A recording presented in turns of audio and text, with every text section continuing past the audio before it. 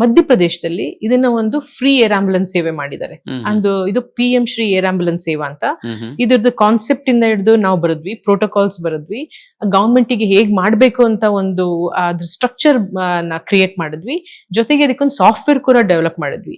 So entire ಈಗ aviation team ಏನಿದೆ, helicopter, plane, pilots, engineers, doctors, paramedic, equipment ಎಲ್ಲಾನು ಭೋಪಾಲ್ ಅಲ್ಲಿ ಬೇಸ್ ಮಾಡಿ ಅಲ್ಲಿ ಆಯುಷ್ಮಾನ್ ಭಾರತ್ ಕಾರ್ಡ್ ಯಾರಿಗಿರುತ್ತೆ ಅವರಿಗೆ ಇದು ಫ್ರೀ ಸೇವೆ ಅಂತ ಮಾಡಿದೀವಿ. ನಾರ್ಮಲ್ ಆಂಬ್ಯುಲೆನ್ಸ್ ತರ ನಿಮ್ ಏರ್ ಆಂಬ್ಯುಲೆನ್ಸ್ ಕೂಡ ಕರೆಕ್ಟ್.